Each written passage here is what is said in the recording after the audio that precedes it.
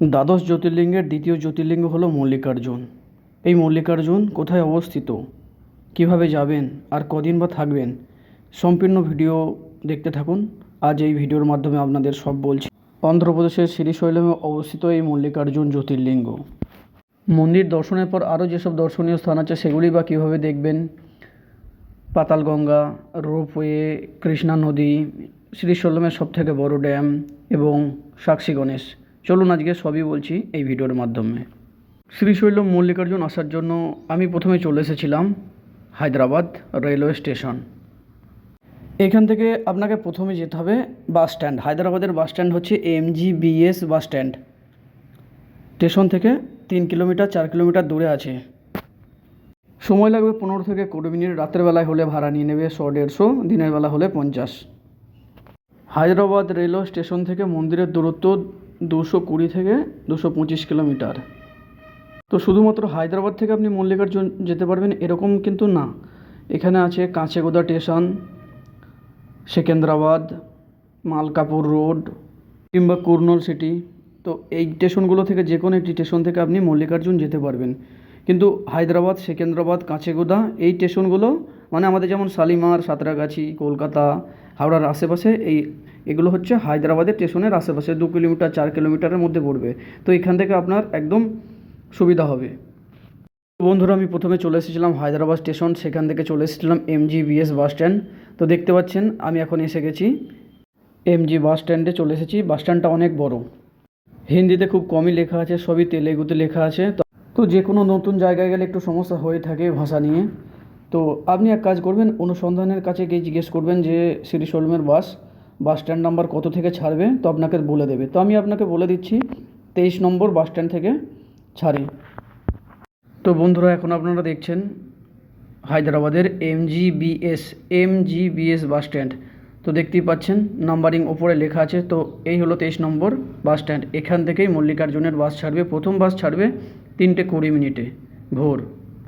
এখান থেকে সরকারি বাসের ভাড়া নেয় 610-15 টাকা মতো, আর সময় লাগবে 6 থেকে 7 ঘন্টা। হায়দ্রাবাদ বাস স্ট্যান্ড কিন্তু অনেক বড় বাস স্ট্যান্ড, আর এখানে চুরি চামারিও একটু বেশিই হয়। তো আপনাকে ব্যাগপত্র একটু সাবধানে রাখতে হবে। তো বন্ধুরা, আপনারা যারা আসছেন চেষ্টা করবেন রাতের দিকে পৌঁছতে। ভোর 3:20 বাসটা আপনি যদি পেয়ে যান তাহলে সকাল 10টা 10:30টার মধ্যে আপনি মল্লিকার্জুন পৌঁছে যাবেন। আমাদের বাস রওনা দিয়ে দিয়েছে মল্লিকার্জুনের পথে। তো আপনি বাসে ওঠার আগে অবশ্যই 23 নম্বরে থাকুক আর 22 নম্বরেই থাকুক, আপনি একবার বাস ড্রাইভারকে জিজ্ঞেস করে নেবেন যে কাকা এটা শ্রীশৈলম যাবে তো, কারণ অনেক সময় অসুবিধা হয়ে যায়। তো একবার অবশ্যই জিজ্ঞেস করে নেবেন। তো শ্রীশৈলম জায়গাটা পাহাড়ি এলাকায়, খুব সুন্দর প্রকৃতি, চারিদিকে জঙ্গল। তো আপনি যেহেতু 3:20 বাস ধরছেন, 2-3 ঘন্টা ঘুমিয়ে নেবেন, একটু রেস্ট হয়ে যাবে, আর তারপর সকাল হতেই আপনি দেখতে পাবেন চারিদিক জঙ্গল, খুব সুন্দর প্রকৃতি। আর এখানকার বাস রাতে কিন্তু বন্ধ থাকে, মানে এটা পুরোটাই জঙ্গল এরিয়া, আর বাঘ ভাল্লুক অনেকগুলো জায়গায় জায়গায় পয়েন্ট আছে। তো এর জন্য বাসগুলোকে রাতের দিকে যেতে দেয় না, যা হয় সকালে। আপনার যাত্রাপথে পড়বে কৃষ্ণা নদী। তেলেঙ্গানা আর অন্ধ্রপ্রদেশের এটাই হচ্ছে, মানে এদিকটা পড়ে যাবে তেলেঙ্গানা আর ওই সাইডটা আপনার অন্ধ্রপ্রদেশ। এখানে আছে অনেক বড় ড্যাম। এই কৃষ্ণা নদী দুটি রাজ্যের মেলবন্ধন। আপনার এই 6-7 ঘন্টার যাত্রাপথে বাস একবার একটি রেস্টুরেন্টে দাঁড়াবে 10 থেকে 15 মিনিট। সেখানে আপনি নাস্তা পানি করে নেবেন এবং বাথরুমের ব্যবস্থাও আছে সেখানে। তো সেখানে আপনি ফ্রেশ হয়ে নেবেন। তারপর কিছুটা সময় অপেক্ষা করে আমরা চলে আসবো শ্রীশৈলম মল্লিকার্জুন। বাস স্ট্যান্ড থেকে 1 কিলোমিটার দূরে রয়েছে মল্লিকার্জুন জ্যোতির্লিঙ্গ। তো এখন আমরা মন্দিরের কাছেই চলে এসেছি। এবার আমরা একটু হোটেল নিয়ে নেব। এবার আপনাকে যেটা করতে হবে, একটি হোটেল নিতে হবে আপনাকে থাকার জন্য। তো আপনাদের এটা বলে আমি বিভ্রান্ত করতে চাই না যে এখানে চলে যাবেন, ওখানে চলে যাবেন, এখানে গিয়ে হোটেল নেবেন। তো আপনি কাছে পিঠে যত নেবেন তত হোটেলের দাম বেশি হবে। একটু দূরের দিকে নিলে 800, 1000, 1200-র মধ্যে আপনি হোটেল পেয়ে যাবেন। এবার চলুন আপনাদেরকে একটু হোটেলটা দেখিয়ে দিই। এই হচ্ছে আমার হোটেল। তো বন্ধুরা, আমি এখন একটা হোটেল নিয়ে নিয়েছি 800 টাকার 24 ঘন্টার জন্য। তো এই হচ্ছে আমার হোটেল, বেশ বড় 3-4 তলা বিল্ডিং। তো বন্ধুরা, এই হচ্ছে আমার হোটেল। তো আপনাদেরকে একটা কথা বলে রাখি, কোনো দালালের চক্করে পড়বেন না, তাহলে কিন্তু আপনার 200-400 টাকা পকেট ফাঁকা হয়ে যেতে পারে। তো দেখুন, এই হচ্ছে আমার হোটেল। চলুন এবার আপনাদের রুমটা একটু দেখিয়ে দিই। আমার হোটেলের লোকেশনটা মন্দির থেকে 1 কিলোমিটার দূরের দিকেই, পাতালগঙ্গা রোডের দিকে। একটু দূরের দিকে নেওয়ার কারণ টাকাটা একটু কম, কাছের দিকে নিলে 2000, 1800, 2200 এরকম বেশি পড়ে যায়। তো 1 কিলোমিটার খুব একটা বেশি না, 1 কিলোমিটার 800 মিটার। তো এই হচ্ছে আমার রুম।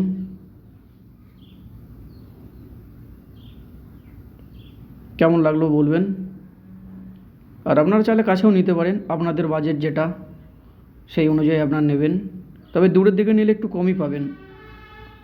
এবার আপনি সকাল সকাল রেডি হয়ে চলে আসুন মন্দির দর্শনের জন্য। মন্দির দর্শনের জন্য আগে থেকেই আপনাকে অনলাইন টিকিট করতে হবে, কিংবা সাধারণ লাইনও আছে, সেখানে আপনি দূর থেকে দর্শন পাবেন। আর আগে করে টিকিট করলে আপনি একটু তাড়াতাড়ি দর্শন করতে পারবেন বা পরশু দর্শন করতে পারবেন। মন্দিরে লাইনে যাওয়ার আগে অবশ্যই জুতো এখানে ওখানে না রেখে নির্দিষ্ট কাউন্টারে রাখবেন এবং মোবাইলে জমা করবেন। সেখানে কাউন্টার আছে, এখানে ওখানে রাখলে আমার যেমন চুরি হয়ে গেছিলো আপনাদেরও চুরি হয়ে যেতে পারে। তো এখানে আপনি টাইমটা দেখে নেবেন, এখানে টাইম লেখা থাকে কখন খোলা আছে কখন বন্ধ আছে, চকে করে লিখে রেখে দেয় যে কখন খোলা আছে কখন বন্ধ আছে। তো এটা হলো সাধারণ লাইন, ভিআইপি লাইন আছে অন্যদিকে।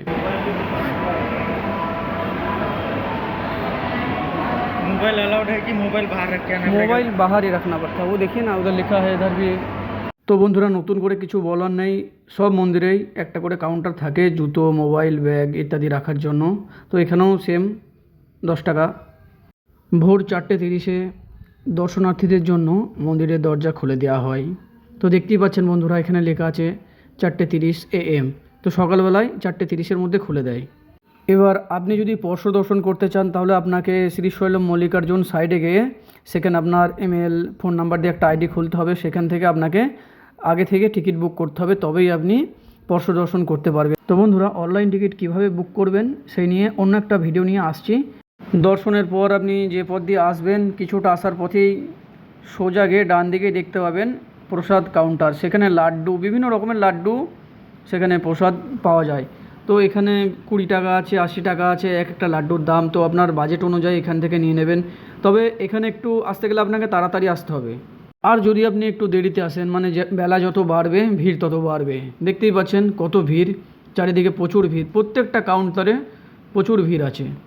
তো বন্ধুরা আমি 4 প্যাকেট লাড্ডু নিয়েছিলাম, এক একটা লাড্ডুর দাম হচ্ছে 80 টাকা, আর লাড্ডুর ওজন হচ্ছে 400 গ্রাম। আর এরকম এত সুন্দর টেস্ট এই লাড্ডুর প্রসাদের, আপনি না খেলে বুঝতে পারবেন না, খুব সুন্দর। আমার হাতে যে প্যাকেটটা দেখছেন এটাই হলো মল্লিকার্জুনের প্রসাদ। এর মধ্যে আছে একটা লাড্ডু যার ওজন হচ্ছে 400 গ্রাম। আপনার হাতে যদি সময় থাকে অবশ্যই সন্ধ্যের পর চলে আসবেন, মন্দিরের চারপাশ ঘুরে দেখবেন, পারলে মন্দিরও দর্শন করে নিতে পারবেন। এই পরশু দর্শনের ক্ষেত্রে আরেকটা নিয়ম আছে, যেটা ঘৃষ্ণেশ্বর জ্যোতির্লিঙ্গ মানে পুরুষদের ক্ষেত্রে ধুতি প্যান্ট পরে আপনি খালি গায়ে পরশু দর্শন করতে পারবেন। এমনি আপনি ধুতি পাঞ্জাবি জামা পরে আসতে পারেন, কিন্তু যখন আপনি গর্ভগৃহে প্রবেশ করবেন তখন আপনাকে খালি গায়ে প্রবেশ করতে হবে, এটাই এই মন্দিরের নিয়ম।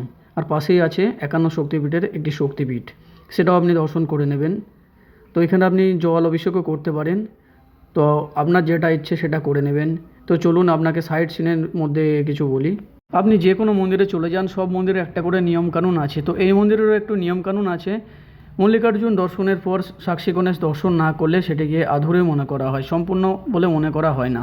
তো আপনি টোটো অটো করে চলে আসুন সাক্ষী গণেশ দর্শন করতে। সেখানে আরও সাইট সিন আছে, তো আপনার বাজেট অনুযায়ী দেখবেন টোটোওয়ালার সাথে আপনি কথা বলে আরও কিছু দর্শনীয় স্থান আছে, তো সেগুলো আপনি দর্শন করে নেবেন। আর যাত্রাপথে আরও কিছু আছে, তো চলুন আপনাকে আরও কিছু সেগুলো দেখিয়ে দিচ্ছি। তো এটা হলো সাক্ষী গণেশ মন্দির, আমরাও দর্শন করে নিয়েছিলাম, সাথে আপনারাও দর্শন করছেন। সাক্ষী গণেশ আসার পথেই আপনি দেখতে পাবেন মহাদেব, মাতা পার্বতী এবং কার্তিকের এই সুন্দর মূর্তিটি। তো আপনি এখানে দাঁড়িয়ে কিছু ছবি টবি তুলে নিতে পারেন। আর পাশেই আছে একটি বড় শিবলিঙ্গ, এটা আপনার যাত্রাপথেই পড়বে। তো মল্লিকার্জুনের একটু ছোট্ট করে একটা কাহিনী বলি। মল্লিকার্জুনের একটি জ্যোতির্লিঙ্গের একটি কাহিনী আছে। একবার গণেশ এবং কার্তিকের মধ্যে তর্ক বিতর্ক হয় যে কে বড় আর কে ছোট। তো তখন মহাদেব এবং মাতা পার্বতী তাদের বলেন যে এই বিশ্ব ব্রহ্মাণ্ড প্রদক্ষিণ করে আসবে সেই বড়, এবং তারই বিবাহ প্রথমে দেয়া হবে।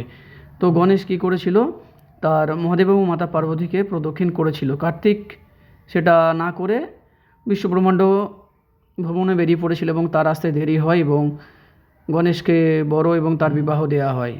কার্তিক যখন ফিরে এসে দেখে যে গণেশের বিবাহ হয়ে গেছে, তখন সে রাগে কৈলাস ছেড়ে শ্রীশৈলমে এসে বসে থাকেন। মহাদেব এবং মাতা পার্বতী তার রাগ ভাঙানোর জন্য এইখানে এসে প্রতিষ্ঠিত হন এবং এখানে শ্রীশৈলম মল্লিকার্জুন নামে প্রতিষ্ঠিত হয়। এখানে মল্লিকা হচ্ছে মাতা পার্বতী এবং অর্জুন হচ্ছে দেবাদিদেব মহাদেব।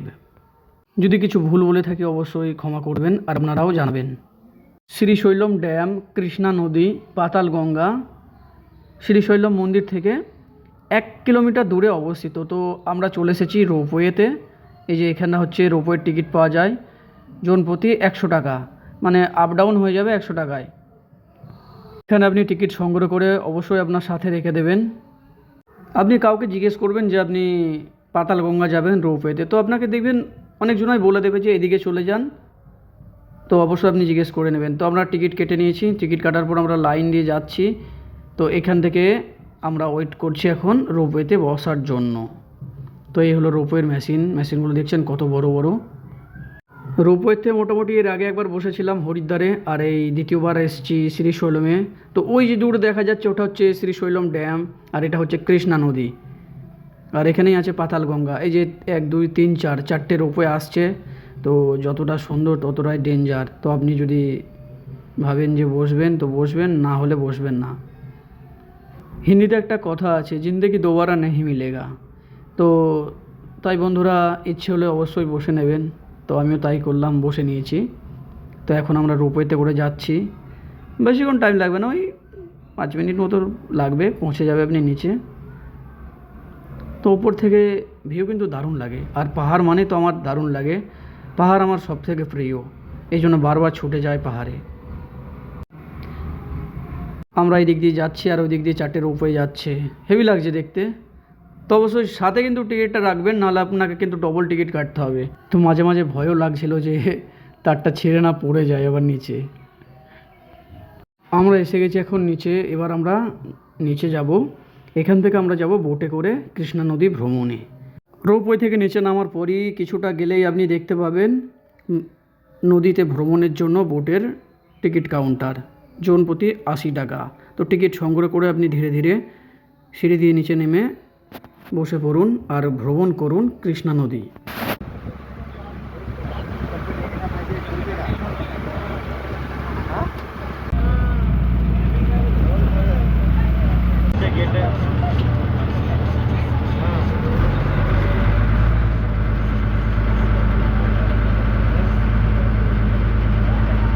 সাঁতার কাটতে পারেন না বা পারেন, অবশ্যই সেফটি জ্যাকেট ব্যবহার করবেন, কারণ বিপদ কখনো বলে কেউ আসে না। তো অবশ্যই সেদিকেও ধ্যান রাখবেন, অবশ্যই সেফটি জ্যাকেটটা পরে নেবেন। তো এবার চলুন আমরা যাব পাতাল গঙ্গা। তো এই ছিল কৃষ্ণা নদী, আর এই হচ্ছে শ্রীশৈলম ড্যাম। খুবই সুন্দর, আপনারা ভ্রমণ করবেন, আসবেন। বোটিং করে আসার পরে আমরা চলে এসেছিলাম মা পাতাল গঙ্গার কাছে। তো এই হলো মা পাতাল গঙ্গার মূর্তি। তো আপনারাও দর্শন করে নেবেন, পারলে এখান থেকে স্নানও করে নেবেন, দর্শন করে পুজোও দিয়ে দিতে পারেন। তো আপনারা এখন দেখছেন পাতাল গঙ্গা। পাতাল গঙ্গা দর্শনের পর আমরা চলে যাব আবার রোপওয়ে করে নিজের গন্তব্যে। তো এই হচ্ছে পাতাল গঙ্গা। তো অনেকক্ষণ ঘোরাঘুরির পর খিদে পেয়ে গেছিলো। তো এখানকার খাবার খুব একটা আমার পছন্দ নয়, ওই ইডলি ধোসা আরও কী সব বলে। তো চাউমিন বলছিলাম, চাউমিন বললো নেইকো, নুডলস।